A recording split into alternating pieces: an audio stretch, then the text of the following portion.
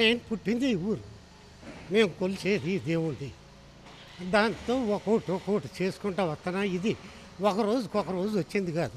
10 సంవత్సరాల నుంచి నేను గుడి డెవలప్ చేశాను. తర్వాత ఒక్కోటి నిదానంగా అన్నీ డెవలప్ చేసుకోవడం జరిగింది. గుడికి చైర్మన్లు ఉంటూ ఉంటారు, చాలా వరకు స్టేట్ డోనర్లు ఉంటూ ఉంటారు. కానీ ఏదన్నా భక్తులకి సంబంధించిన ఏర్పాట్లు చేస్తూ ఉంటారు. కానీ ఇంత భారీ ఎత్తున దాదాపు 500 కార్లు ఇంకా వేల సంఖ్యలో బళ్ళు పెట్టుకునేందుకు ఈ మల్టీ లెవెల్ భవనం నిర్మించడం అనేది చిన్న ఇష్యూ కాదు. ఇది ఎంత ఖర్చు అయింది సార్? ఇది నేను ఐఐటి బాంబే వాళ్ళని, తర్వాత ఐఐటి మద్రాసు, ఐఐటి ఖరగ్పూర్ వాళ్ళు ముగ్గురు కలిపి చేసిన డిజైన్ ఇదంతా. ఇదే కాకుండా అన్నదాన భవనం ఉంది, అది 2 ఫ్లోర్లు అన్నదాన భవనం. అన్నదానానికి 20,000 స్క్వేర్ ఫీటు. తర్వాత 50 ఈ కాటేజీలు పైన ఇంకా ఫినిషింగ్ వర్క్ జరగలేదు. కార్తీక మాసానికి నెక్స్ట్ శివరాత్రి నాటికి అయిపోతాయి అనుకుంటున్నాను. అది విషయం.